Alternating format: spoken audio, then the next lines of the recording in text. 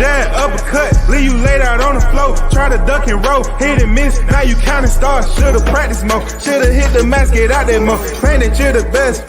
You gotta show me, son. Actions over words, baby boy. Is you real or what? Talking way too much, world come.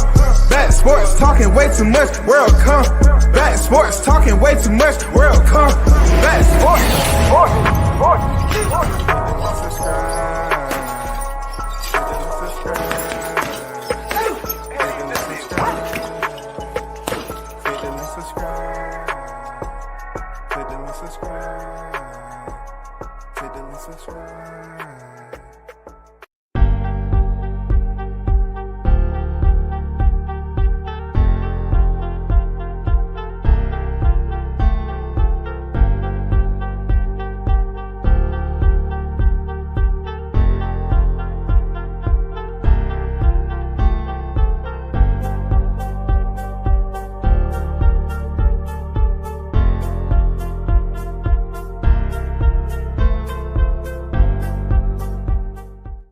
First in the building, Ball Out Mixtape Fire on deck.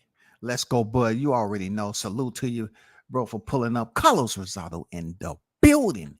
WCS, let's get it. And my city needs to get back in its rightful place in boxing, OG. No doubt. I feel you. I just had to, take a break from the monotony and just talk about something that they ain't talking about, man. You know what I'm saying? Because that's what I try to do. I try to go into areas and speak on things when least expected. We understand we had 3 days, man. Come on, man. We had 3 days for the fish fry. Yes, sir. But I had to speak about, one of the legends of the game when I was growing up. You know what I'm saying? Bernard Hopkins. I put him for Philly boxing. Yes, sir. The man did incredible things, incredible achievements. Now, come on, man. We got NYT in the building. WCS, what up? What up with it? What's good? What's good, NYT? Ray Sanders in the building. What's good, WCS? Salute to you, Ray. Bill's Boot Camp is in the building. Salute, fam. Everybody's on deck. Those of you that's inbound, just goddamn give that like button an elbow. You know what I'm saying? Just the elbow, a knuckle sandwich. Just briefly press it. Get the likes up. We're going to talk about a situation, a dilemma that we're in. You know what I'm saying? We're going to talk about a dilemma that I see that's very active. And you know what? I'm from the South. When it comes to Atlanta, Georgia boxing, it ain't no comparison. Philly, it's no comparison right now, especially. We had some big names that went down in the Hall of Fame, but a lot of them wasn't born in Georgia. Oh, Georgia. I mean, they wasn't born down here in Georgia. But Philly has some names, yo. Philly has some names come out. And it wasn't just B-Hop. B-Hop did his damn thing. But Philly has some names to come up out that joint. Seriously. Anywhere close to Philly, it was a lot of names that came out close to around, Philly, what I'm saying, the Pennsylvania, what I'm saying? And you see what the title is, right? I can go over here and it'll be casual of me just to announce the brothers, the black fighters who came up from around that footprint. All right, from around that footprint. But you're talking about B-Hop, Bernard Hopkins, what I'm saying, middleweight. Medrick Taylor, Harry Greb. Who else was in there? Jack O'Brien. It's fighters that y'all would never know. Saud Muhammad, Sammy Angat, DSG. You know what I'm saying? You know who DSG, Danny Garcia, Charles Burley, Calvin Grove, George Chip, Tim Witherspoon, Fritz Zivic, Dominique McCaffrey. Who are some others? David Reed. I know you know David Reed. Those of you that grew up during that era. Julian Williams, J Rock. I'm trying not to just mention all the brothers, but you know, Jess Hart, you know who he is, Jess Hart. Georgie Benton. I know you know who Georgie Benton is. Come on now. I know you know who Georgie Benton is. Eddie Chambers. Um, you know, you got Tevin Farmer. You don't get enough recognition. Jack McClendon, Gil Turner. Who else? Buck Cross, Charlie Brown, Gil Bradburn, Gary Hinton, Stephen Fulton, Yusef Mack.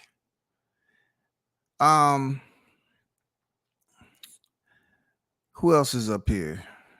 Danny Doherty, Tim Callahan, a lot of old school cats. Gene Reed, Johnny Carter. I'm not here to go through all these cats, but I do want to mention Jaron Ennis. I will get around to him. But let's identify B-Hop, 6'1", which is that's I don't think that's totally true. I'm not here for that though. He was born January 15, 1965. He's currently 58 years old. His record is 55 victories, 32 coming by way of knockout with only 8 losses. What's uniquely great about what B-Hop was able to accomplish is not just the fact he won championships. It's the fact that he did it at the age, man. You're talking about a guy who was locked up for a period of time, and then he got out and transitioned over to professional boxing. And not only did he undertake and compete in the sport, he did his damn thing. He took the advantage of the fast track like you should. You know what I'm saying? He did what he was supposed to. You know, becoming unified in 2 divisions. He became unified in 2 divisions. Undisputed, y'all, in middleweight. Undisputed in the middleweight division, man. You got to give your salute to that Philly monster, you know, B-Hop. And I'm just saying, just so y'all can understand how special it is when you have B-Hop on the 4-belt era, and he was on there with a short list of individuals. Not only that, the beautiful part of what B-Hop was able to do was his not only winning the titles, but how many times he defended them joints, man. 20 defenses. Let me give you a breakdown. This man fought. First of all, he lost his first professional fight, first of all. And then he came in here and worked himself up to get a fight with Segundo Mercado. He came to a draw, and then in the rematch, he beat the guy for the IBF middleweight. I'm talking about the vacant too. The vacant IBF middleweight title. He was defended 11 times, y'all, before stepping in there with Keith Holmes. And he ended up defeating that Keith Holmes for the WBC World Championship. He didn't take too much time. He then turned around the very next fight and fight Tito Trinidad for the WBA middleweight world title. Now he's unified. Got the IBF, the WBC, and the WBA. He would go on to defend his unified titles 3 times before he stepping in there with Oscar De La Hoya. He would defeat Oscar De La Hoya for the WBO championship, there declaring his undisputed reign to be official. Not only that, this man defended in that time 20 freaking defenses is just incredible. You remember the other day when I was talking about how special what Crawford did in the welterweight division? It was more so to kind of caveat to this, because I've been doing a little bit of research on this days prior. And it just so happened, I just had an appointment this morning, so I wasn't able to get to this early this morning like I wanted to. But the reason why I said that what Crawford did was special, because I kind of look at certain runs that boxers make, and people want to just gaze at it, and they pick and choose whether they want to put a lot of attention to it, depending on if that boxer is their favorite, one of their favorite, or where they from. or who they fought. And look, anybody should understand that boxing, like I always mention, it allows boxers to pick up championships from fighters that have once upon a time earned that spot. You cannot expect the reproduction of human beings to have babies just to compete in the sport of boxing. We're not cloning babies. We're not going to these athletes and asking them for semen samples. You know what I'm saying? Oh, you're a world class athlete. We're planning on building up the ultimate boxer. We want to can we borrow? You know, we just want you to do it in the cup. Yeah, we'll pay you $5.60. You know what I'm saying? That's just not the case. So we have fighters who can compete in the sport, but as far as their notoriety goes, it's not always the case at all. You know, it may be champions holding belts, and you don't know who they are. But if you ask somebody who Segundo Mercado was that fought Bernard Hopkins for that vacant IBF title back in the day in the middleweight division, a lot of people won't know that. If you ask him about the opponent that he lost to in his very first fight, a lot of people won't know that because it's not that they can't know it. It's the fact that they don't care to know it. You know what I'm saying? They don't care to know that guy. All they will say is, yeah, he lost his first professional fight. But not a lot of people say, okay, Clint Mitchell, oh man, he was an all-time great because he beat Bernard Hopkins in his debut getting out of prison. Well, how much credit are you going to give him for being a guy who was just getting started? Even though Bernard was in his early 20s when he lost, still it was his debut. So a lot of people just look at it like, okay, you just like everybody else. You know, but all boxers don't join the sport as teenagers. They join early on in their 20s. It all depends. Some guys take up boxing because they thought about, you know, playing another sport and becoming a professional, found out they just wasn't going to be able to do it. So they said, hey, I don't need to go through any draft to become a boxer. Let me go to boxing. I can make some money over here boxing. I mean, it works out for some people, and for others it don't. You feel me? So let me not get behind on the chat. B-Hop is such a legend. Around these parts, his story is so relatable to the youth in our city. I wish I was a little older to see that middleweight division in the 80s. Was a lot of local champs or contenders. Yeah, man, it was good seeing the old school come up. Seriously, you know, in my era of growing up, it was crazy, man. You know what I'm saying? I look at it like this also, Carlos, that he is an inspiration for what he was being able to accomplish, especially in Philly, because Philly, you know, in short words, Philly don't play. You know, Philly, it's always been an area that don't play around when it comes to the streets.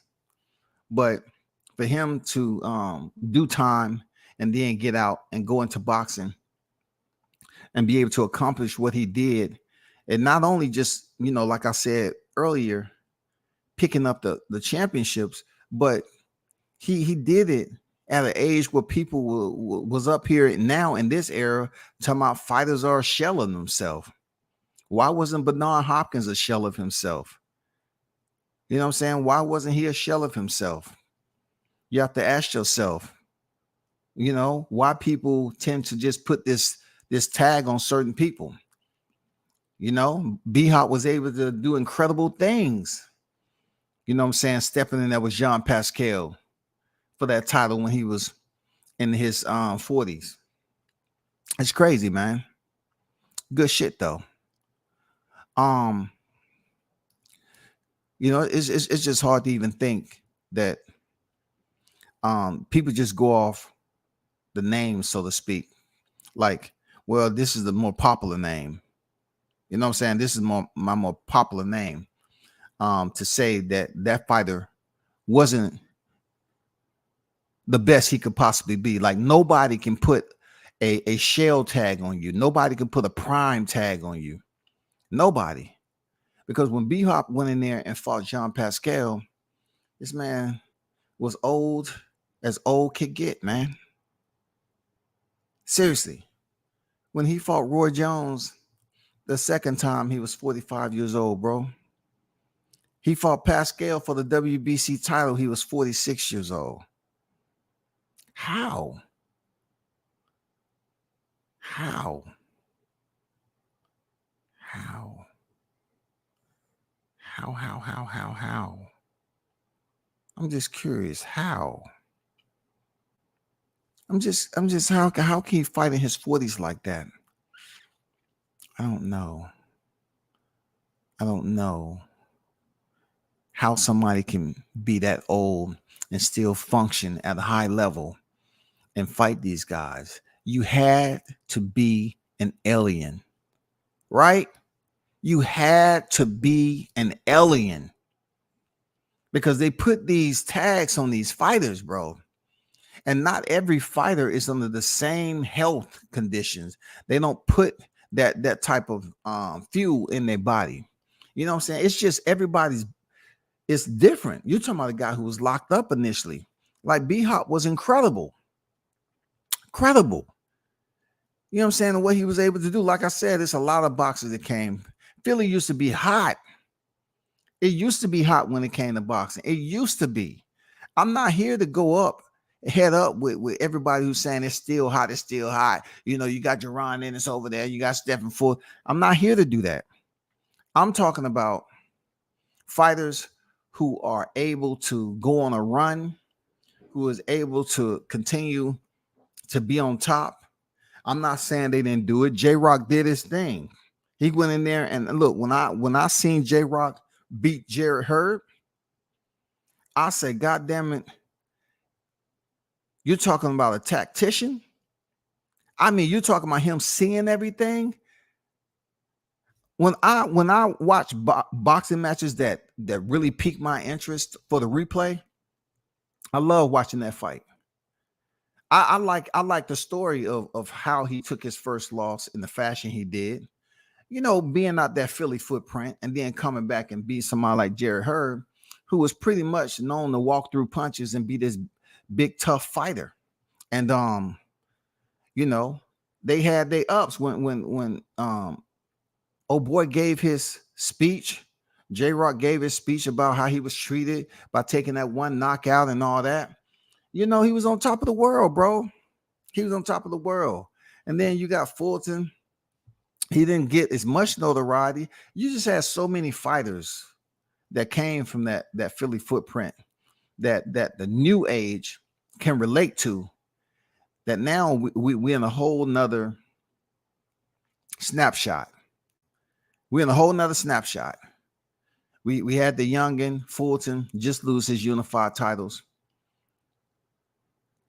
In somewhat the same fashion, J-Rock lost his titles. We've seen the Tevin Farmers. You know what I'm saying? These fighters don't get too much recognition. But we have the Jaron Ennis, who is the next in the shoot, who's supposed to be the next big deal. Can he put Philly on the map again? Can he do something that's so special that people start comparing him to somebody from his own footprint, not comparing him to a guy that was down the street or resides in DeSoto, Texas, or comparing him to a fighter in Omaha, Nebraska? You know what I'm saying? Can Jaron Ennis do enough at 31-0 to be compared to a fighter as B-Hop? And look, I'm not talking about the number of fights that he has either, because he has to catch up. You know what I'm saying? He really has to catch up. Bernard Hopkins had like 67 bouts. And I know that Jaron Ennis has 31 wins right now, but definitely some names need to be tagged in that for him to start building up his resume. Let me get back to the chat right quick. ITC Boxing to you. What's good? One love to my guy WCS. I'm here to hear the good news of boxing. No doubt. Shout out to the apostles in the building. Appreciate you. Omaha on deck. Philly is deep in boxing history. They had some hitters. They did, bro. They had some real hitters, didn't they? Didn't they? Philly had them hitters, boy. Look, I remember growing up, man. People always used to talk about Philly boxing all the time. And what spurred me to do and I really never talk on Philly boxing like that, right? Was that the fact that Fulton was coming up in his fight with Anui? You know what I'm saying? I had seen fighters from Philly fight before, but this in a way that Fulton was going in there with the toughest test of his life, a 3-weight world champion, formerly undisputed. It was his time, Fulton's his time to jump above, you know what I'm saying, and beat an undisputed fighter like Inoue that was on the pound for pound list. It was his time to be amongst, those greats who are considered to be top names out of Philly. It was his time. If he could have beat Inoue, it would have been special, bro. It would have been special. I mean, it still wouldn't have put him in the conversation with a B-Hop, because what B-Hop was able to do is just, I'm talking about freaking amazing. At his age, amazing. That's why I scoff at these guys who's always putting prime tags on fighters. And then when you have George Foreman coming back and knocking out the younger Michael Moore, after he had took 10 years off the sport and had a couple of fights and came in there and won the heavyweight title. You cannot continue to put prime tags on these fighters. You can't do it all because it sounds good in the debate. You make yourself seem like you're uneducated enough to be patient, to do enough research, to see fighters that have fought way past this so-called prime tag and competed at the highest level too. We see Manny Pacquiao as a recent, go in there and beat a younger Keith Thurman. What are you going to say? Keith Thurman, he had injuries. He wasn't, he was a shell of himself. He wasn't the same Keith Thurman because he had injuries. He still had the title. So being that we seen Manny Pacquiao get beat by Jeff Horn, who they say, well, we thought Manny Pacquiao won, but Jeff Horn, he beat him, right? Manny Pacquiao still hanging around, you know what I'm saying? Old, the attachment that they gave Manny Pacquiao and saying Floyd Mayweather aged him out when Floyd was older than Manny. You cannot do that, because that goes down in history with casual boxing fans not truly understanding what they're saying. You hear people say that all the time. Oh, he aged Manny out. How can an older fighter age out a younger fighter? If the older fighter is supposed to be past their prime, don't you think it makes it seems a little bit idiosyncratic for you to put that into a conversation to say, well, yeah, I know he's younger than him, but he aged him out. How? And he's older. Shouldn't he be more decrepit than that? Oh, no, he takes care of his body. He takes care of his body. When others are asleep, he's in the streets, running, exercising, eating the right foods. So that don't have anything to do with it. That's still age. You know what I'm saying? That's still age. Even Archie Moore, it took him forever in his late 30s to pick up the belt due to all that racism that used to go back then. But yet he still was able to do it back in the day, right? But I just always look at how the greats are treated today. You know what I'm saying? I look at the disrespect. I look at these fighters being able to accomplish, like Bernard Hopkins still look good right now as far as physical shape. For him to be close to 60, this dude is in better shape than me. You know what I'm saying? He's in better shape than I. And that's because he chose to be in that shape. You know what I'm saying? He watched what he eats. He's still his keen sense of thought. The way he speaks is still wow, bow, bow, bow, snap, crackle, pop, right away. Quick response time. And you're talking about a guy who has 67 fights, brother. And this is another point I always try to make about pugilistica and early signs of dementia. Everyone's physical anatomy is wired different. Your neurological headquarters, man, some dilapidate quicker than others. Prolific Life, what's good?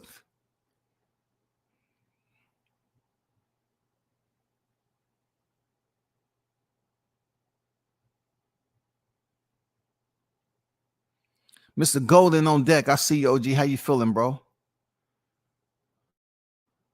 Boxing fan talk in the building. What up with you?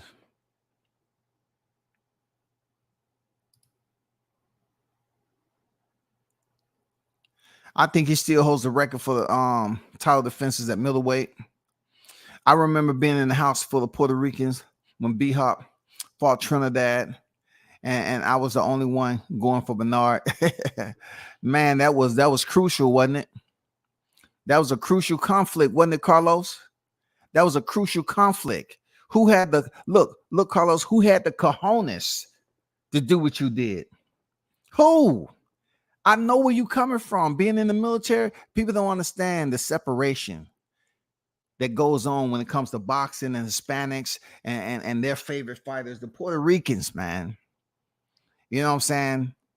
The Puerto Ricans, man, they go far and beyond to support their fighters. Not more than Filipinos, though, in my opinion. But they support them freaking heavy.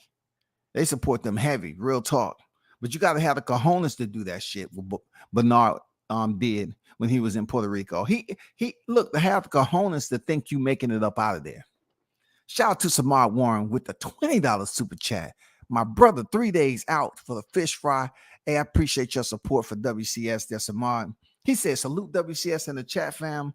I come from and represent Chester, Pennsylvania, which is the first city in the state of Pennsylvania. Philly is 10 minutes away. Magic Taylor trained here, and Joe Frazier owned property here as well. Very rich boxing history. Man, shout out to them right there, man. You know what I'm saying? Shout out to them legends right there. Major Taylor, god damn. I just wish Richard Steele would have let you go, dog. Damn, man. I remember seeing that fight. It hurt me, man. It hurt me, bro. Because I knew Magic Taylor wasn't going to be the same. It just hurt me. You know what I'm saying? Shout out to Joe Frazier. Come on. It don't even need to be explained. What's understood don't need to be explained, Samad. For real, man. Shout out to Joe Frazier. Real talk. Shout out to Magic Taylor. I just wish Richard Steele would have let that motherfucking second and 2 seconds tick off the clock, dog. Maybe you could have sustained. You could have sustained, brother. You know, your career could have continued to go into the starlight, bro. Man, I just always think about that time. He was never the same after that. He clearly was winning the fight. Clearly. But I always look at it like this. When it comes to Sweet Pea, Pernell Whitaker, he was robbed twice. Bad. I don't know how he stayed alive as long as he did, knowing he was robbed in 2 of his most significant wins. More so Chavez. You know what I'm saying? Like, and you know, more so that one. But I thank you, brother. One love to you. Appreciate you. You know what I'm saying? For that $20 super chat, man. It's always appreciated. Big Blunts and Boxing in the building. The XO Factory in the building. Shout out to Blunts, the dang gold on deck, man. What's good with it? I'm gonna leave that up there. You know, give you know them 2 guys, man, Magic Taylor, Joe Frazier, that love, man. God damn, Richard Steele. Man, I ain't gonna lie, man. I ain't never want to see another fight Richard Steele refereed once he did that. I just never, man. I didn't like the dude. I ain't gonna lie. Carlos said that's fact, OG. It's been since Hop that we had our city mentioned like that. Boots is probably the next up to ref a long time. DSG was good, but he knew he was limited. I just look at that Philly footprint that you have fighters like DSG, but we're talking about taking control. You talking about 11 defenses of his IBF middleweight title. And as I was doing this research some weeks ago, right, I was looking at how Crawford is on this run. He on a 10-fight stoppage, but in his welterweight division, when I talk to certain people outside of the YTC that really know, I mean, they really know boxing. Like we just be having some boxing conversations, right? And I'll say, you know, if that sand don't hold an anchor, if that sand doesn't hold an anchor, I'm talking about an anchor that's deep, heavy anchor. If it was easy, then everybody would have did it. If these fighters that's holding undefeated records and they was considered ranked high to be in the ring with the champion, and they was defeated when they was unblemished, untouched, zero defeats. If it was easy for these fighters to be beat, then why didn't anyone else do it before Crawford, right? Then you look at B-Hop. When he picked up the IBF, which was vacant from Mikado, they had to draw the first fight, and then B-Hop won the second one. To go on that many defenses, 11 title defenses, I believe, before he stepped in there with Keith Holm for the WBC. Boom, his 12th defense, man. Right after that, he goes in there for Tito Trinidad, another tough fight. Wins the WBC. He's on his 13th. I mean, that is freaking amazing, man. For him to put that record, to record such a feat, to continue to tally, you know what I'm saying? Defend those unified titles 3 more times before he stepped in there and stopped De La Hoya for the WBO middleweight championship. And then to go up there and start fighting at his age, a John Pascal. Now I'm talking about, I was able to see John Pascal fight Badu Jack down here in the ATL. That was a crazy ass fight, man. Crazy ass fight. But somehow, some way, man, Badu Jack didn't get it done. But I'm just saying, like, he was still going strong. B-Hop was still going strong as Jean Pascal at that time, which was several years ago, to not long ago down here in Atlanta. B-Hop was a special individual to be fighting in his 40s like that, bro. I think Alien suited him the best. B-Hop was unbelievable to get out of prison and then go into boxing, lose his first fight, rally, climb the ladder to get back into recognition. You know what I'm saying? To get back into respectable recognition, to be taken serious in the sport, and then go on a run the way he did. Not only that, did one of the most disrespectful acts that you can do in somebody else's country. You know what I'm saying? In Puerto Rico. To basically just destroy the flag like that and disrespect the flag. Like when you do that sort of stuff in Brazil, you better hope you're able to get out. In Puerto Rico too, like the boxing history that goes down, and for American, a Black American at that, a Philly associate, right? A Philly bomber, goddammit. A Philly hitter to disrespect. Look, they know B-Hop, the prestige that he had, the lineage that B-Hop had. They knew who he was. They knew he was that guy. But for him to go over there and commit such an act and get out of there and live to fight another day, you have to have cojones to do that shit.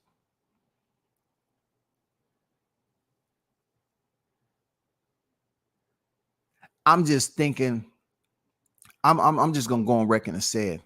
I've never just seen these other fighters in Philly just really look at B-Hop and try to test themselves to be better or be in the same conversation as him. I just didn't see it. I've seen several fighters over there. It seems like they was just over there. Yeah, they might have won a championship, but they just over there. You know what I'm saying? I hope Jaron Ennis is not that guy. I hope Jaron Ennis excels to the highest heights to put Philly on his back and bring it back up to where people can look at it first when they talking about, oh man, shit is hot right there over there in Philly. You know what I'm saying? Not only do Jaron Ennis has to carry Philly on his back heavy, but it has to be so much to the point where other fighters want to look at him, you know what I'm saying, and want to be like this guy. They got to be able to want to come into boxing, a merciless sport, you know what I'm saying, and try to be like somebody that's great. They want Jaron want them to try to compare him to the greats before him. In order for him to do that, he has to get cooking. He's young in the game, and I think the way how big Jaron Ennis, he can leave up out of here 3 or 4 division world champion. He can. I believe he can go all the way from 147 to light heavyweight. Seriously, I seriously believe Ennis can potentially go from 47, 54, 60. I skipped over 60 because 60 is a bunch of bullshit right now. I don't even want to goddamn even talk about the bullshit that's going on in 60. You know what I'm saying? We have to rope over that bitch and go to 68 and 75 because they up here gifting people the opportunity to go on a vacation and hold a belt down. I mean, I'm not saying that's all sanctioning bodies, but anyway, stand on topic. Let's just put it at from 47 to 68 because I'm just despising 60 right now. It's full of shit. But he has to do something at 47 once July 29th hits, and we find out when Crawford's going to vacate the titles, and then names like Jaron Ennis, who is standing really solo right now. If Virgil Hill is not going to fight anymore, Jaron Ennis has the opportunity to not only collect the super title, but collect other titles too. I don't know if he's going to be able to go on a run. I do see him being champion. So I'm not sure if he's going to be able to unify and we potentially have another undisputed. I don't know how he's going to hold down the weight or whatever the case may be. But what I can tell you is when I look at Bernard Hopkins shit and how many defenses he had in one motherfucking division, I'm amazed. While I was amazed with B-Hop, I was appalled at Gennady though. Because Gennady stayed in that division and he just was there trying to be that guy, the best middleweight possible. And I'm not no way, shape, or form shitting on Gennady, for what he wanted to do. But I remember the time when they were saying, oh, and Triple G did this and he's become the best middleweight. I'm saying when people look at best middleweights and we kind of try to put them in their prime, like I don't know the prime tag, y'all. I'm just speaking. You put them in their prime. I still think B-Hop outthinks Gennady Golovkin because when you have that come forward Terminator type style against a brain like B-Hop, he is the professor. This dude right here is the professor. He used to break motherfuckers down with his intellect. One of the highest boxing IQs. He used to break motherfuckers down and took their strengths and used them as weakness and properly delegated his boxing skills. He was an amazing person. You know what I'm saying? It's just so happened, you have fighters like Triple G that chose to campaign at the division to be considered better than Bernard Hopkins. And to each his own. People gonna, take it as they may. To each his own. It's all good. To each his own. They're gonna pick who they pick, man. You say we would have had a parade for Cool Boy if he won. If he won. That's how much we love boxing here. I was hoping he win, man, but he looked bad, bro. Prolific Life, what's good? What's good with it? Appreciate you. Lost all the boxing in LAB. Salute to you, Q in the building. Carlos Rosado, he claimed Philly like Arrow claimed Texas, bro. I heard I was gonna do my next live on hot boxing with Mike Tyson. I'm just gonna do a reaction on it later. But I see, they finally aired, they pre-recorded, shows. So that's gonna be what it is. Texas raised him, so he's going off that. Damn, I used to live in Chester, Pennsylvania. My older sister went to Temple University. Yeah, man. You know what I'm saying? Magic Taylor, Joe Frazier. I never, you know what I'm saying? I never wanted to look at a fight Richard Steele was refereeing after that. I just felt like he did the brother wrong. Back then, I was all about like, damn, what did you see to cause you to stop it? Were you paid off? I mean, were you looking for the window? What the fuck, man? That man was never the same after that loss. I know that's why he gets so much love here. I met his son, Marvis. He was a very nice man. That's what's up. That's what's up. If you can make it to Chester, you can make it anywhere.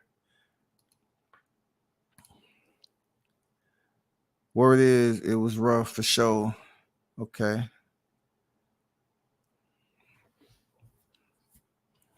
I said, what's good? Salute. I see you in the building, man. The low-key disrespect B-Hop like he ain't all-time great. They do, man. They just talk to him like he wasn't a professor, man. You know what I'm saying? Like B-Hop was a professor of boxing when it come down to it. How he used to move and be very calculated in his boxing strategy is just smart. I mean, it's just extremely smart, man.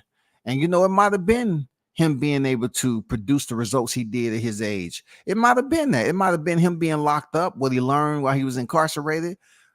Just his mindset overall as a human being to getting out, going in a combat sport, which fitted him real good. It fitted him nicely, bro. You know, combat sports suit some guys nicely. You know, you might can't put them in a classroom, right? Setting for a long period of time. But when you hear Bernard Hopkins speak, you don't get that. You don't get like, oh, well, he dumb in the classroom. No, it seems like, you know, you put him in the classroom, he's gonna break some shit down very, very thoroughly. You know what I'm saying? If you ever hear the man talk, you know, the man be talking some straight up knowledge, you know, but we in a disrespectful era right now. We're in a disrespectful era. These fighters are more concerned outside of the championships, outside of the legacy. They just all about, you know, the social media fame, notoriety. You know, how many people that know them cheer them when they see them.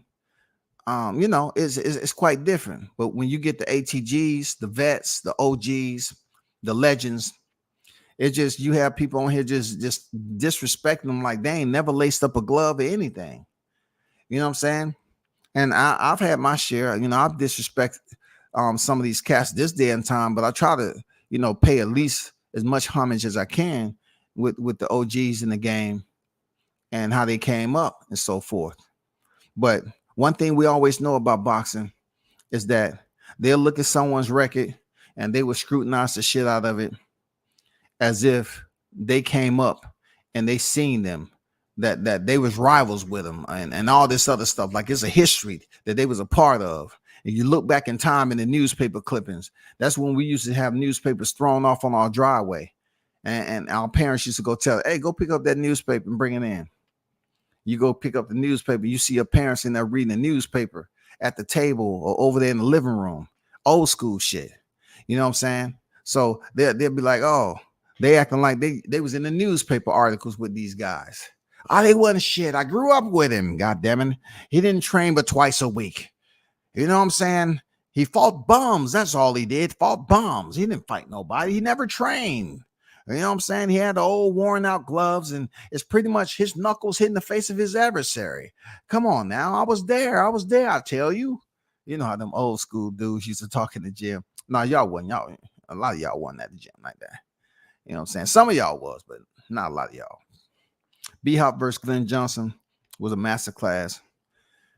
And shout out to Glenn Johnson, man. I seen him down here. Believe me, not to get off topic, but I seen Glenn Johnson for the first time in person. And I was looking through my camera lens. And I actually have him. On camera. But I was working when he left the ring. I wanted to drop what I was doing to get a picture with him, bro.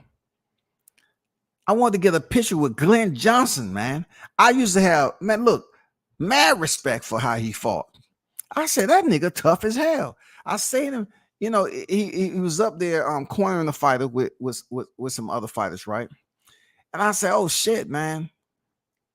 I gotta get that picture. I gotta go, you know, try to get an interview or something. And I don't know what it was. Like I took too long. I went around the corner. I looked. It was Ghost. Like I don't know where they went. But man, that's the first time I was looking through my lens. I said, "Oh shit, that is him." I wanted to get a picture with old boy, man. Real talk. That would have made everything for real. Glenn Johnson still look good for his age, man. White mustache, beard and shit. Walking, ain't bent over. You know what I'm saying? Looking decrepit.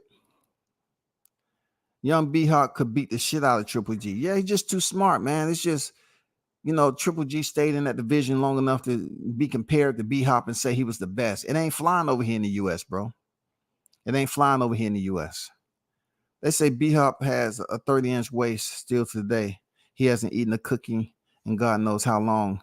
He was the definition of longevity. Real talk, man. I have a 30-inch waist too. You add some other shit to it. You know what I'm saying? Yeah, you know what I'm saying? Shit, you know what I'm saying? I got some 30 in my waist. You know what I'm saying? You know what I'm saying? The pants, a 30 waist, a pair of pants won't fit. But hey, you have pros that say today they don't love the sport. I mean, they don't love the sport because the sport has never grown. It's not an entity, bro. Boxing is a system. People don't have to listen to what I say. I'm not no motherfucking professor. I say boxing is a system. Boxing is a system, bro. It allows you to move around in this system with multiple people. You know what I'm saying? Multiple people. And I say people, certain shakers and movers that allow you to get to certain points where you can compete and make a paycheck. It's a system. The system has been the same for a long time, yo. What is your equipment? How do you clear? First of all, let's go back. How do you clear medicals? How do you get your license? It's simple shit. It hasn't changed, man. You're talking about somebody who went to the amateurs. I've been to amateur shows. I've been to professional shows on the lower tier to the highest tier, right? I will sit here and watch some shit go down. Like fighters getting cleared for medicals. And then they outside smoking and they got to fight. I mean, smoking a nice one too. I can smell that shit all the way down, like smoking a nice one. When you continue to have dudes, this is boxing, the system I'm talking about. You continue to have dudes just able to go in there and get very minimal prerequisites approved. Get their boxing license. Put on the shoes and the trunks, man. Hands wrapped, gloves. Mouthpiece. Go in there and compete and build up other fighters' record. This is something that's been going on forever, man. Forever. Dudes going in there getting knocked out in the first, second round. Bad, bro. Bad. I know some fighters that's on the regional level. I've seen them get the shit beat out of them. When that dementia hit their ass, it's gonna hit them so hard they ain't gonna live. They ain't gonna live past. They ain't gonna live long. They're gonna be out of here. They're gonna start forgetting their memory if they ain't already doing it. And this type of shit has been going on forever and ever and ever. I know all the regions. Like any one of you old niggas is listening, right? I'm talking about even the ones that's 40s, late 30s, 40s. I know exactly what to take you if you want to get a 1-0 box rec. If you want to get an undefeated 1-0 box rec, I can get you that, dog. You don't have to train. You don't have to train. I can get you the 1-0 box rec. We don't even have to go to Mexico. Boxing will allow you to be able to make that happen because it's just too many places where you can get away with it. So if you look at it in fighters being able to get approved for medicals and then going in the ring and building up their record and becoming gatekeepers, journeymen, and make a paycheck, right? Then you get the fighters that's actually in it to win it. They in to make the career something special. Those are the ones that's few and far between. You don't see them. Like I would say 1 out of every 20. You know what I'm saying? 1 out of every 20, real talk. 1 out of every 20. Just look at it. Don't look at my numbers as something I'm just talking some bullshit. All you got to do is look at the ranking system. The ranking system is 1 through 15. It could be 1 through 10. But let's say 1 through 15. If you go across the section of bodies, when does it really start to get shallow? When does it really start to get light? It start to lighten up. You're not even out of the top 5 yet. So you know I'm not bullshitting when I'm saying 1 out of 20 is really in it to win it. 1 out of 20 boxers is really here to make some out of their career. All you have to do is pay attention to the ranking system. You can pay attention to the pound for pound. That's all you got to do. Why we only have a 1 through 10 pound for pound, but yet we have a 1 through 15 ranking system? It makes no sense, because you got dudes in the ranking system just to position themselves to get to a certain spot to potentially fight for a title, whatever the case may be. 10 through 15 really don't mean shit, because some of them guys is in the back half of the 15 used to be in the 10, in the top 10. And then they end up catching the L, and they just put them down there wherever they belong. Whatever they go, just put them down in the back end of the top 15.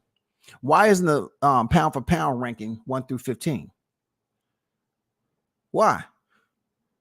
Shouldn't pound for pound stop at around 1 through 5? The creme de la creme, the top tier fighters, the creme de la creme, shouldn't it stop at 1 through 5? That's just my opinion.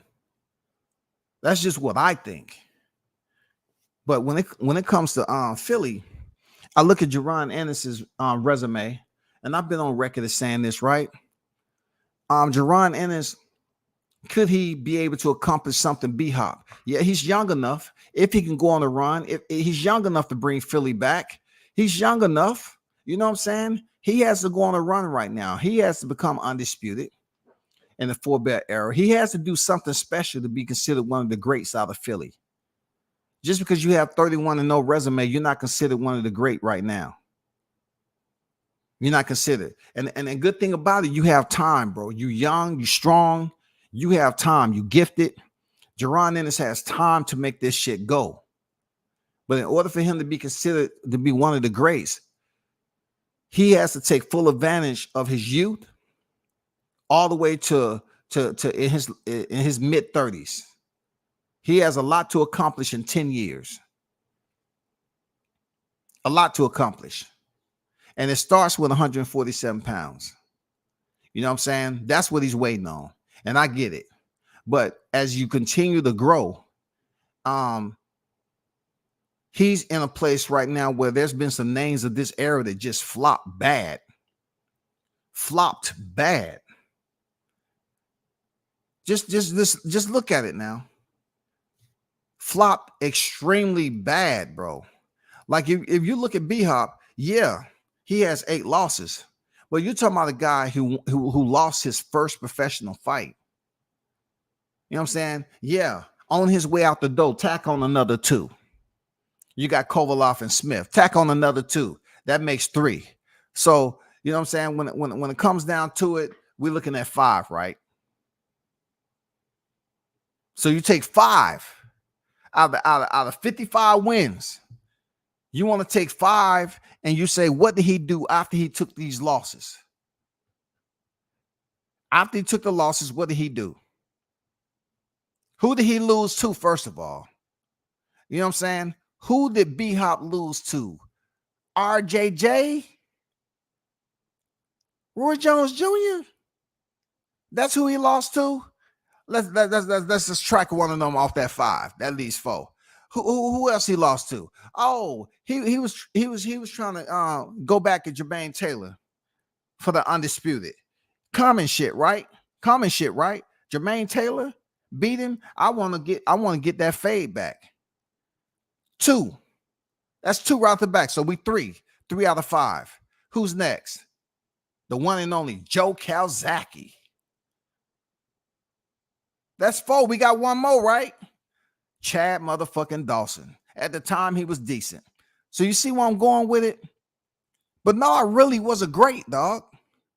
He really was a great. He fought Jermaine Taylor twice because them undisputed titles. He wanted to get that back.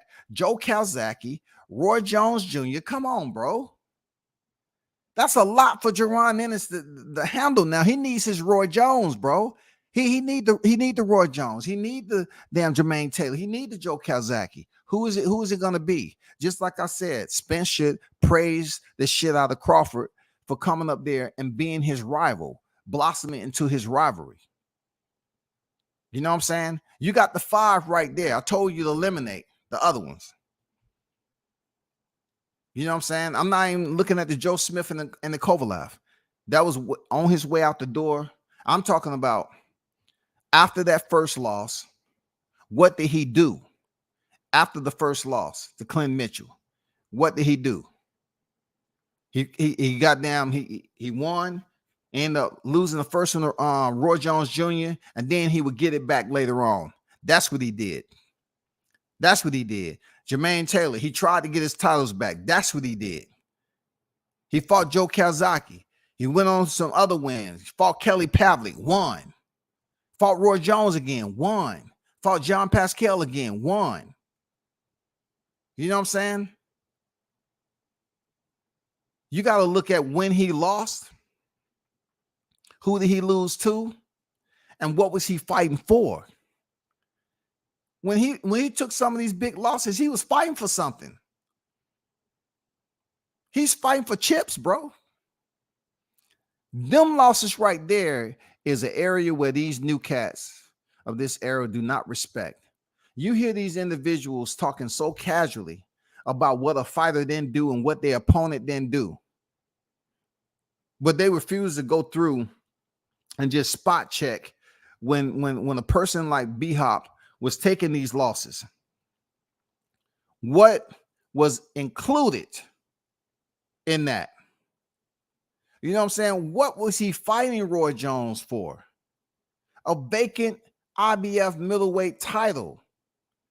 This is not just an average loss. This was a big name. This was an all-time great. He was in there fighting for a chip.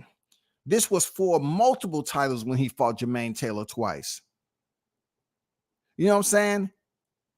The ring light heavyweight title lost against Joe Calzaghe. Come on, man. Dude was a beast. B-Hop was a beast. And Jaron Ennis is going to have to look at all this and find out how is he going to get off the launch pad and be considered one of the ever do it out of Philly. He has to figure this shit out. That's a tall task, for real. That's a tall task for Jaron Ennis. I'm not going to lie. It's a tall task. You can be greater than DSG. You know what I'm saying? I don't know what Danny Garcia going to do at 154. I don't know if he's going to be a gatekeeper. I don't know. But you know, when it comes to Philly fighters, we're not talking about the good guys, the guys that everybody like. Oh, he's a good guy. We like him. He's cool. No, we're talking about the register. We're talking about the box rec, the achievements. What is stapled together? What are they going to read? What will be your accomplishments when it's all said or done and you knock the gloves? What is going to be your accomplishments? Are you going to be able to get into the Hall of Fame? At this stage, Errol Spence say he can give a damn about the Hall of Fame. I'm pretty sure when he get a little bit older, and once he get out the sport, he's going to start saying, you know what? I was younger then. I just felt that way because a lot of vets, you know, took it upon themselves to what he believed shit on him at the Hall of Fame that Crawford was at. So they kind of left a bad taste in my mouth. But yeah, I really like to be in the Hall of Fame. Yeah, I really like that. Of course you do, nigga. You want to be in the Hall of Fame, bro. Of course. You want to be in the Hall of Fame. Come on, y'all. Of course they do, man. Don on deck. I see you in the building. Back when Sports Illustrated meant something. Hey, talk to him, Conquest, man. Bro, you know how many Sports Illustrated that I used to look at, and then to hear Arrow just say, when is the last time? I don't know the last time I looked at a Sports Illustrated. What does that got to do with anything? They say Sports Illustrated put Jake Paul on the cover. They can put anybody they want on the cover, bro. They're Sports Illustrated. This is why I tell these fighters, you all need to find a way to break out the bubble into the mainstream. I know that sounds extremely cliche, but I tell people about Teofimo Lopez and how he's smoothly doing that shit. He's getting up sponsors that pay him money, and he's making this extra money outside of boxing. Ryan Garcia. Look, this is the perfect example, and it's disrespectful for me to even speak on Ryan Garcia in the company of a Bernard Hopkins. In the company, it's disrespectful. Look, I'm not even gonna leave his thumbnail up there. I gotta take the thumbnail down out of respect. I cannot have somebody hit the replay. And I'm talking about Ryan Garcia, but I want y'all to hear something right quick. I did lives on who was the face of boxing, and I said if you see Canelo's the face of boxing, you got to do something more, right? So when it comes to B-Hop and all these guys back then, they didn't really have that opportunity to be on. And like it was more boxers on commercials back then than it is now. Let's be clear. It is. It was more boxers on commercials back then. I don't know what the paycheck was, but it was more boxers on commercials back then than it is now. So what Ryan Garcia was able to do, and I spoke about this on how black boxers should be the ones that's in pursuit instead of pursuee. You're chasing another fighter like Canelo, and you have all these black fighters trying to fight Canelo for the bag. Why can't you be him? Why can't you? We're talented, right? So this is what Ryan Garcia was able to do. Imagine this, y'all. Ryan Garcia, without the accolades, was able to piggyback off Gervonta Davis without even winning a super title, doing anything spectacular. He was able to go in there and make more money than a lot of fighters would ever make in their career that have more winning accolades and achievements than Ryan Garcia. Ryan Garcia was able to pull this off just based off who he is, his social media, talking his way into it, maintaining an undefeated record, pretty much the same format that happens a lot in boxing. This man was able to piggyback off Gervonta Davis. Gervonta Davis was able to bring along Ryan Garcia for the ride. Gervonta Davis is one of the only ones that I've seen in this modern era that has brought a Mexican-American fighter, another fighter, as the pursuee. And Gervonta was in the state and in the light, in the chain of command, the pecking order, the hierarchy of a Canelo Alvarez. Hear me when I said I didn't say he was Canelo Alvarez. I say the fight and how it played out, Ryan Garcia was chasing and pursuing Gervonta Davis. When they fought, they both made money, right? That's exactly what's going on with Canelo Alvarez right now. When you fight Canelo, you get the money. The only boxer I've seen be able to accomplish that right here in this new school type shit is Gervonta Davis. To hear that Ryan Garcia potentially made 30 mil, I'm not sure that's all he made. I'm just saying. Gervonta was able to bring him up to get the fight, to get the check, to make that amount of money more than a lot of fighters that has accomplished way more than him that'll never make 30 million in their career. Never. So if Gervonta could do it, there's other black fighters that can go out here and do it too. I'm just saying, there's other fighters, period. I put it out there. I said T.O. when he was doing his little thing and people didn't, really pay attention to what I was saying. I say, dude, he's getting sponsorships. And what did he do? He came out with the Bud Light shit. He came out with the essential water. That Bud Light, that's the first boxer they ever signed. That's big. People busy worrying about what he's talking about. Unless you do something crazy, sponsors are not going to worry about nothing unless you really make them look bad. not just talking shit, trash talking in boxing.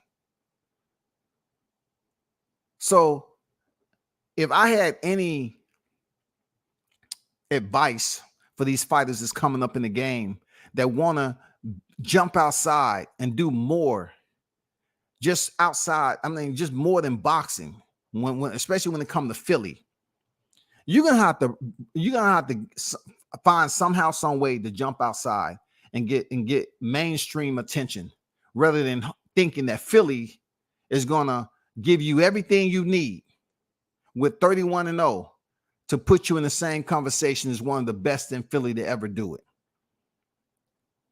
You know what I'm saying? Your name is not even higher than Danny Garcia yet. Tevin Farmer. All these greats that came out of Philly is a tall task. But when you talk about B-Hop, he don't have that problem with filtering through the names and shit like that. People look at him like, hey, that's B-Hop, man. That's the alien. But no, Hopkins, he's the shit. Now, I don't care about all that other shit he was doing at Tank's fight and all that. I don't care about none of that. That's between them. But as far as how he talks, as far as the knowledge of the sport of boxing, what was his achievement was, the badges that he wear, being an ATG Hall of Famer, being able to defend his, have 20 title defenses, man, get 17 opponents. It's just sick, dog. It's just sick to look at. That's an incredible feat that these guys this damn time don't even think about. They don't think about it, bro. They just look at it like, okay, that was him. Whatever. It is what it is, bro. Cape Man P, salute to you. Samar Warren, Toby Bartlett, what's good with it? Shout out to Across the Pond, man. Appreciate you being on deck there, Toby. You know what I'm saying? The chat, we're global, baby. We're global. Only 3 days until the big fish fry. Yes, indeed. You already know what it is. Sometimes you have to question that GPS and make sure that the road is the best route. Well, you got to find the road, first of all. Sometimes, the road might not be a paved road. Perfect example, Conquest. I'm glad you mentioned GPS. You know what I'm saying, right? If you're going to talk about the GPS, let's talk about what you just mentioned and taking the best route. Perfect example, when I was telling people back in the day about Teofimo Lopez in the WBC tournament. Teofimo Lopez left and departed the WBC route because it was falling apart anyway. And plus, they got the info from the GPS. They got the signal that Lomachenko was not going to be fighting anybody after he fought and won that WBC title from Luke Campbell. He wasn't going to be fighting anymore for a certain period of time. During that time, the word was out that it wasn't going to be no more tournament. So when you hear these people talk about this WBC tournament, it wasn't happening because Lomachenko told Mauricio Suleiman he wasn't going to fight, right? So that shit fell apart, but certain people wanted to stay there and just pick up the belt. So they fought for what? Not a title eliminator, but they Haney them fought for an interim title. While Teofimo Lopez redirected his GPS over to the IBF, fought Masayoshi Nakatani, Richard Comey, and the rest is history with Vasyl Lomachenko. It was a much rougher ride. It was gravel because Masayoshi was undefeated. He was 18-0, I believe, at the time.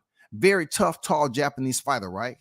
And Teo had problems with him in the beginning of the fight, but he got through it. And then he crushed Richard Comey in 2 rounds and then went up there and beat Lomachenko in a decision. So he took the gravel road, but he still made it to the same destination. Why? Because Lomachenko was over at the WBC before. When he won the WBC title, people was like, okay, cool. I'm good. I'm going to be no, no, they had other plans. They wanted Lomachenko to fight Teofimo Lopez, who had the IBF title. The people on Teofimo's team maneuver him into place to get that IBF title and then fight the unified champion. Lomachenko only had one other belt to get, but he needed a big fight. He always wanted to become undisputed. He wasn't going to become undisputed fighting somebody in the WBC that's not going to be of relevance at the time. So they elevated him to franchise. You feel me? And they put them to fight for the belts or whatever. So I tell people all the time, if Vasyl Lomachenko would have won and beat Teofimo Lopez, nobody would be talking about the franchise doesn't include the undisputed. They would be talking about, oh, Lomachenko, he was undisputed at lightweight. He was undisputed at lightweight. But since he got beat, every time Teo name come up, they say, no, he ain't undisputed. No, franchise. Nope. It's yes. Just like they was up here expunging the loss that Lomachenko had when he had one loss on his record to Orlando Salido. Yeah, they took it upon themselves to just erase that whenever it was cool for them to do it. You know what I'm saying? They was pretty much trying to help this man out best way they knew how. But when he lost to Teo, a lot of things went through my head, right? Especially going into this fight right here. A lot is going through my mind. I thought that Lomachenko being the golden child, they would rob Teo. I thought so because Teo at the time, he's not a two-time gold medal Olympian. Did you hear the good words, all these damn praise and adulations and man hype for Lomachenko? You say, man, if this guy ever get into a big fight, he's never gonna lose. And finally, at lightweight, he got into a big fight. But Teo, I thought for sure if it go to the scorecards, Teo's losing. He didn't. So I hang on to that to say, okay, how is this fight? You got to have faith in the system. How is this fight gonna? Because I thought for sure Teo would get robbed because Lomachenko has always wanted to be undisputed. He always wanted to be undisputed, bro. He's been unified, but he wanted to be undisputed. And he still wasn't able to get it done when he fought Devin Haney in Vegas. And who would have thought, right? Who would have thought Devin Haney won that fight, being with all the prestige that they was putting towards Lomachenko, knowing that he wanted to be undisputed? I thought they were robbed Haney for sure. They was going to take them titles, especially coming off 2 wins in Australia, being that they kept Lomachenko for the trilogy. I'm just saying, bro. I got faith that the judges would not rob either fighter. I'm hoping in faith that, you know, it comes every blue moon now. We're talking about Teo fought years ago, but I'm saying it comes every blue moon when you get fights like this. You feel like, oh man, it's gonna go down to the judges and it's gonna be a robbery, bro.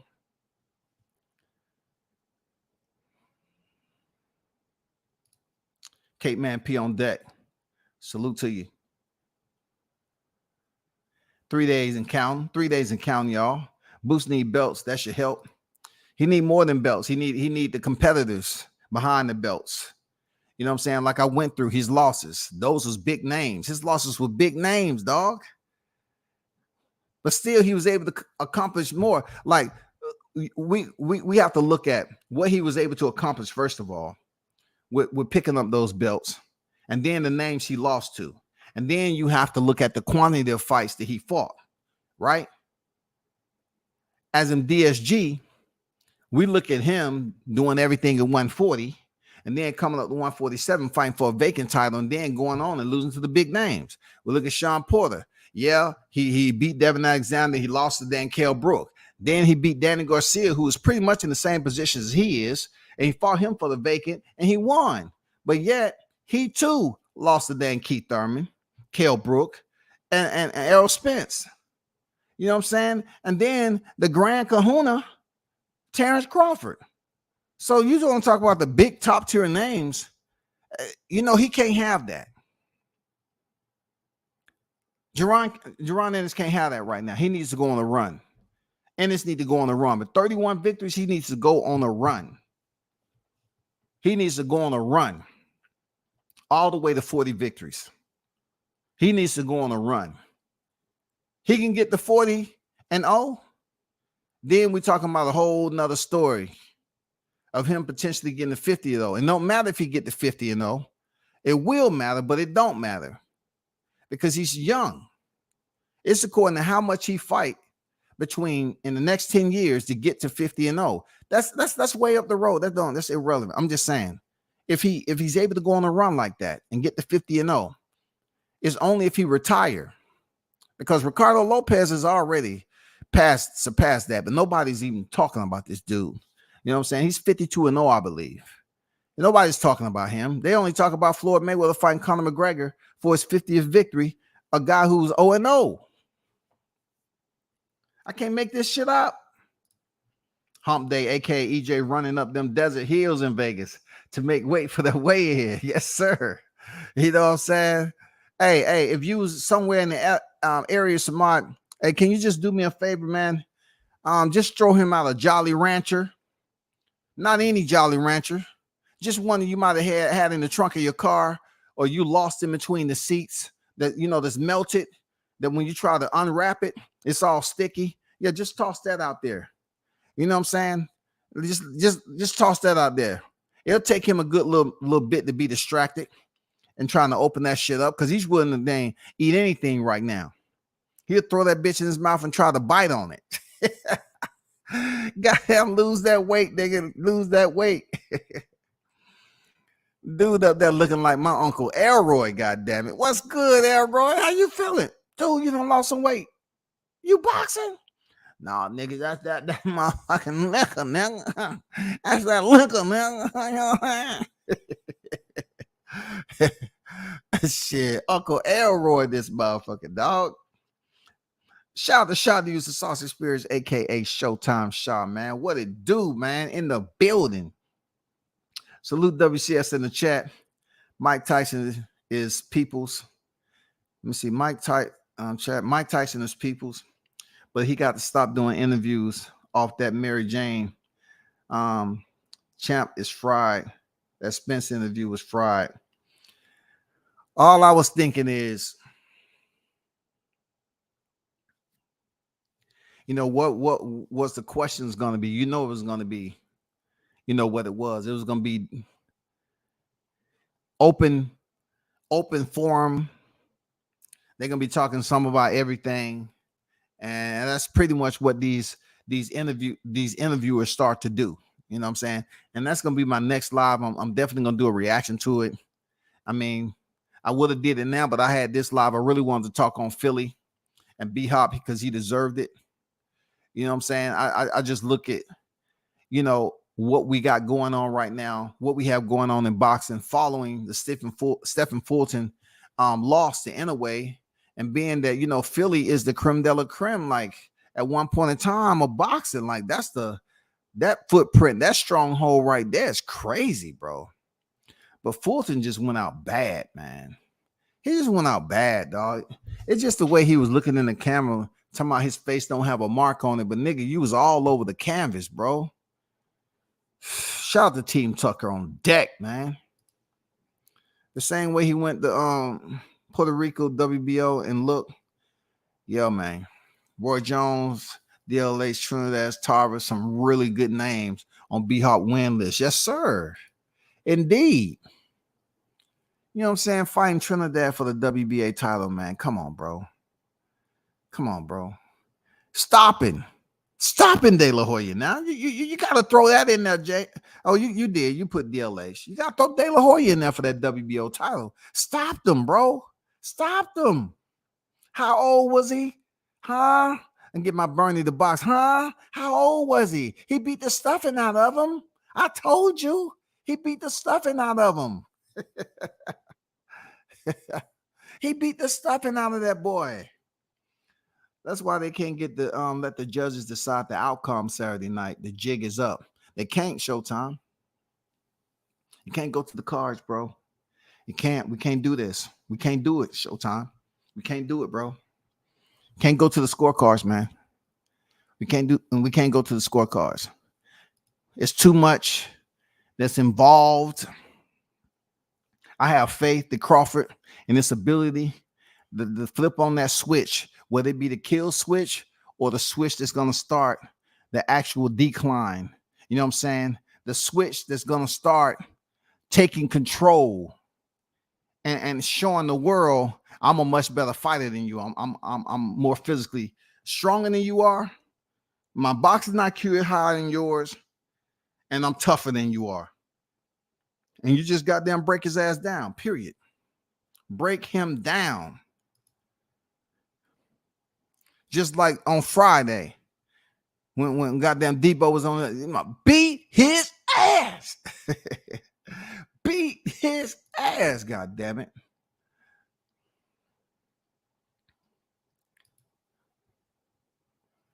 Boots can still carry Philly though. He got this. Hey man, you should have his back. I want to see Boots carry that shit. I just know his inflated record. He has to go on a run for people to respect it. Just like Canelo. See, I keep this shit dichotomized as much as possible, man. You know what I'm saying? I try to keep the blade tip and the blade itself as sharp as I can. Canelo, at one point in time, if you look on his record, half his motherfucking fights was in Mexico. Boots Ennis is in the same position as Canelo. Canelo has a lot of fights in Mexico. It's no different than what Boots has did up to this point in inflating his record. Canelo did it. Canelo did it. But now Boots is at a point where he has to go on a run. He hasn't had no Floyd Mayweather. Boots hasn't had no Floyd Mayweather yet. And he probably won't get a Floyd Mayweather right now.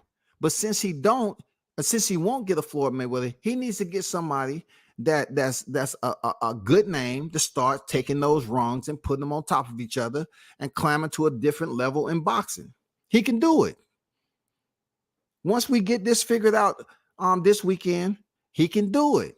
Once them titles become available and Crawford move up to 54, now we'll start seeing Boots, get into position to fight for a vacant title.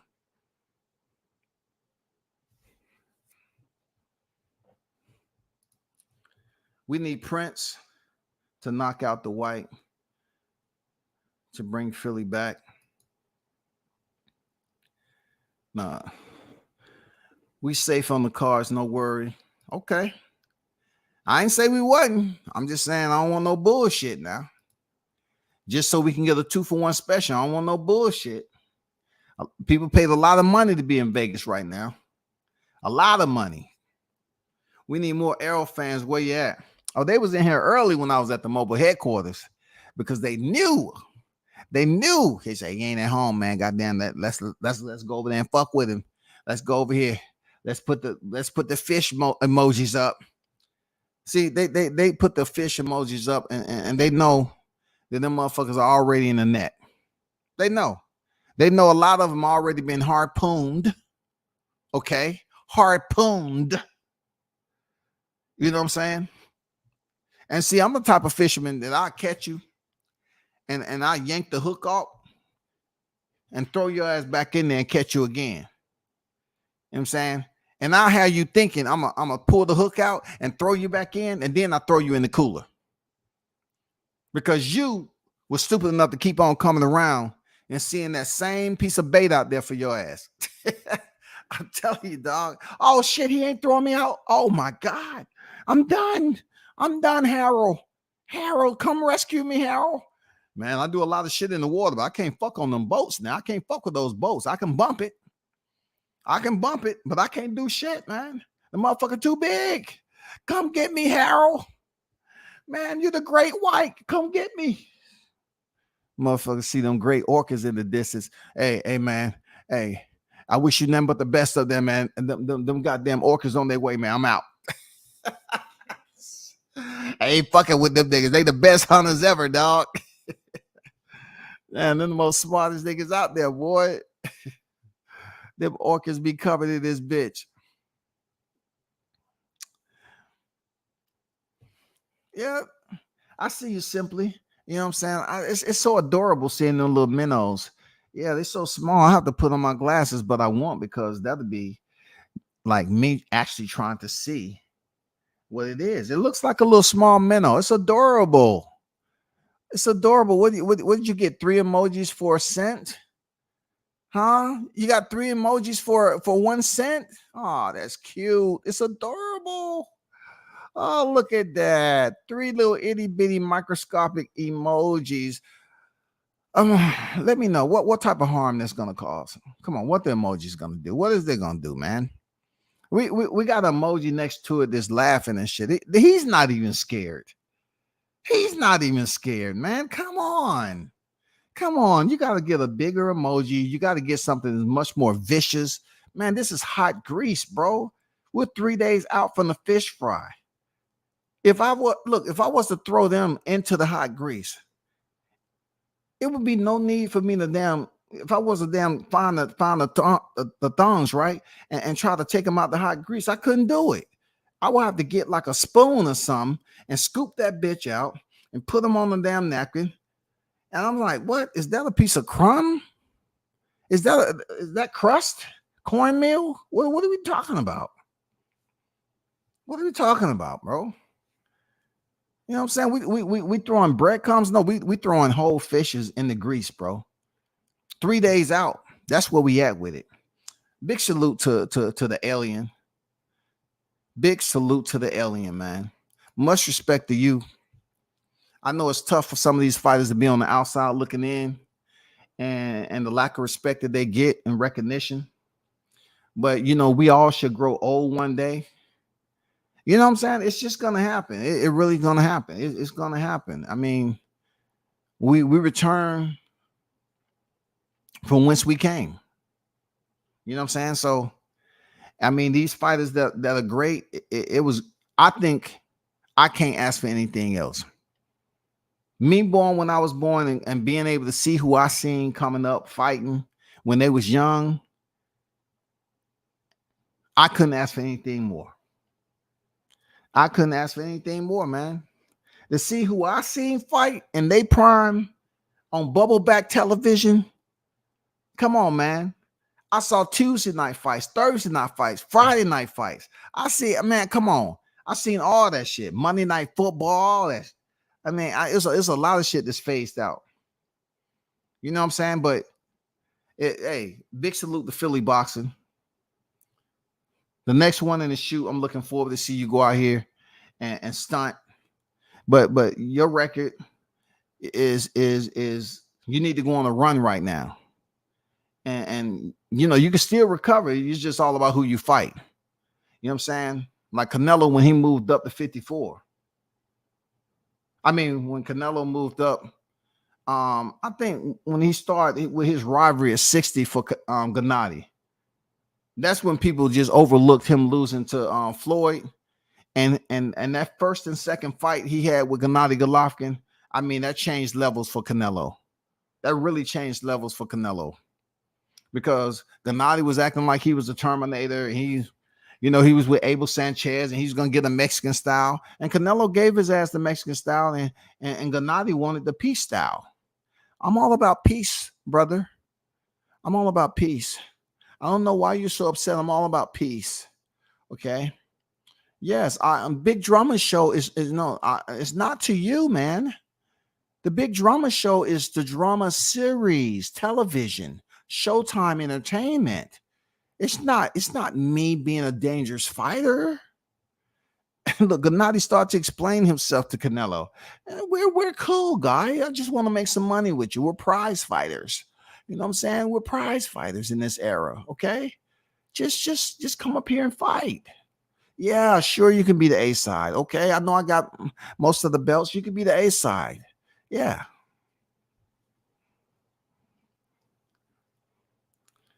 Yeah, you can say what you want. If you think that Bud took a tune-up instead of making money, I don't know what to tell you, real talk. Because if you're working an everyday job and they present you with overtime,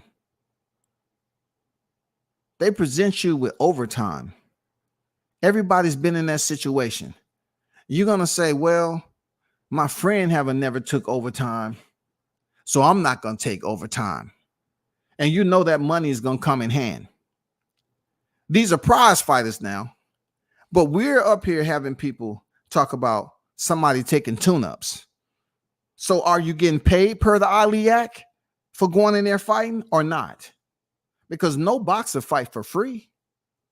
So if you're trying to tell me $5+ million, $5+ million, the man is not supposed to feed his family, all because you have YouTube talking about him taking a tune-up?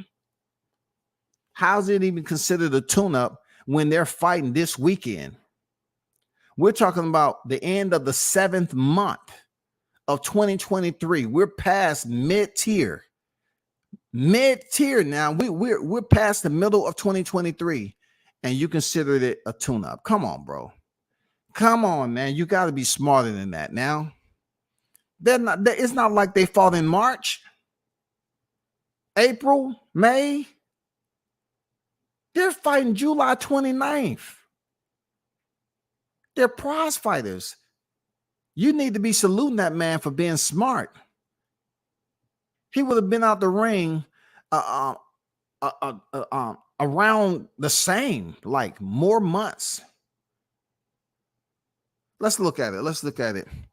December, January, February, March, April, May, June, July.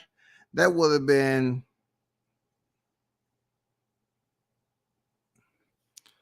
damn near 20 months. Close to 20 months. And now you have Errol being out of the ring 15 months. Come on, man. Let's be smart today. It's 3 days out. Let's be smarter than that. Come on now. Come on, let's be smarter than that. Talking about this tune-up. Y'all been sitting too long listening to all that goddamn septic tank media that's on the YTC streets. I told y'all, stay away from the man covers, okay? And listen to the ones who talk the real shit. Stay away from the man covers. If it's funky for a reason. You're gonna wish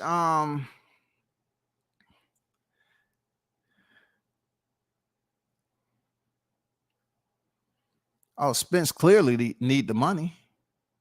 He clearly need the money. Why you think he said he had to fight Crawford? Who else is he gonna get this money from? Not fighting for Undisputed. Who? Explain that. Who else he's gonna get the money from? Let me take down B-Hop. Who else he gonna get the money from? Who else in the division? Ennis? He gonna get that money from Ennis? No, he ain't gonna get that money from Ennis. He's gonna get it. He's gonna get it from the man that he's fighting. He said once in a what? Once in a what? A generation. Fighters become rivals without stepping a foot in the ring or whatever he says. Come on. You gotta come on. You gotta put some shit together now. You gotta put some shit together. You're not sounding like you know about this boxing game now. I'm recommending for the fish fry to season your fish thoroughly. Use some eggs and buttermilk for the bath. Then dry it off in the whole wheat flour and cornmeal. Then drop it in the hot grease. God damn. Damn, that shit right there, boy. Make me want to goddamn go. Shit, boy. I ain't gonna lie, man. I ain't gonna lie. I've been eating fish all fucking week. I ain't gonna lie. I've been eating fish all week, bro. I've been having different type of fish too. Y'all gonna be talking differently this weekend. Talking different like what? We're gonna be a bit louder than what we are now. You know what I'm saying? We're gonna be a bit louder than we are now. We're gonna be turned up. Seriously. I don't think you're gonna be over here in the chat. I know that for a quick second. That's gonna go away. Just like one, that shit gonna disappear. You're gonna disappear. You ain't gonna be over here. You're gonna be on the outside looking in. Should I? You're gonna be listening with that volume button. Should I leave a comment? Should I? You're not gonna do it. Yeah, for real, right? Let her cook. She have to find out on her own. For real, right? Stall her out. Come on, stall her out. Don't take her sanity just yet. Let her experience it in 3 days. Don't break her down right now. Let her experience all this tune-up talk. But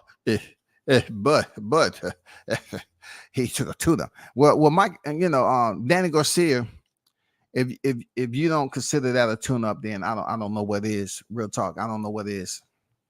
I don't know what is. For real.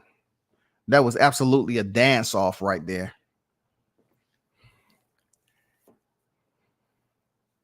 Yeah, she wanted Bud to be out 20 months. Man, come on now. We ain't that stupid. We are not the one. We are not the one, bro.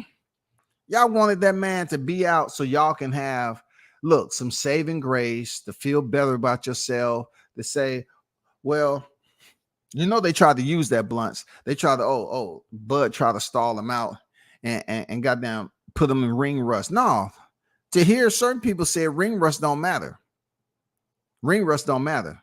So Spence said he decided not to take another fight. So you need to listen to the audio of all these damn interviews and stuff. He said, I decided not to take a fight. I decided to stay out the ring and face Crawford. I decided because he know he couldn't go through two camps outside of Udenas Ugas. He would to get in camp and have a fight and then get in another camp and fight Crawford. I don't think he wanted to do that. See, Crawford did though, while you're bullshitting. He came in, got a camp out for David Avanesian, and now he back in the fight camp, and he about to go in there on fight week and get it in. That Omaha Monster, two times. Let me remind them, 2 times. Let me remind them, just in case they forgot, 2 times. You know what I'm saying? 2 times. They need to be reminded. They need to be reminded. Don't run. Stay close. You know what I'm saying? Stay close. It's time. I'm gonna leave that up there. Since you like little minnow emojis. That's hey, go ask that little minnow right there. How does his gut feels on that trident? Every time he flicker that tail, it goes deeper and deeper. What kind of black Aquaman is going around here catching the little minnow with the belt on his shoulder? Come on now. Come on, man. Give that man his respect. Errol said himself he had longer layoffs. He's not worried about the time. Yeah, he had longer layoffs. When he get in there, it's a lot of shit he's gonna be thinking about. It's a lot of shit.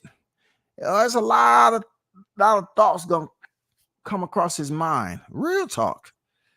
Ooh, it's gonna be nasty. It's gonna be nasty. Ding, ding. The ding is gonna go to a ping, ping, and then Crawford gonna start landing them hammers. Bang, bang. You know what I'm saying? He gonna learn the bang, bang. He gonna be landing them bang, bang. He's down. Errol's down. Oh my God. He's down. Will he make it up? Oh, he's on wobbly legs. He's on wobbly legs. The count is 7, 8. Will he do it? Okay, he makes the count. Harvey Dopp looking at him closely. You good? Fight. Crawford comes in. Another bing, bing, bang. And new 2-time undisputed welterweight world champion out of Omaha, Nebraska, Terrence Bud Crawford.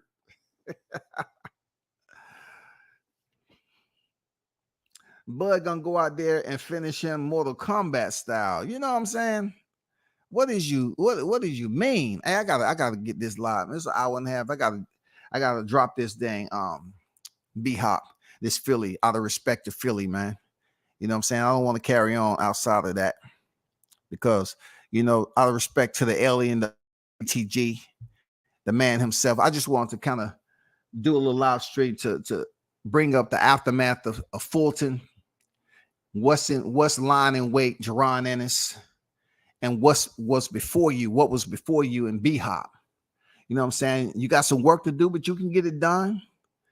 Y'all continue to hold it down, man. Shout out to Samar Warren for donating to the channel. It's much appreciated, brother. One love. And y'all hit the like button on your way out. Share the content. It's truly appreciated. Until next time, peace.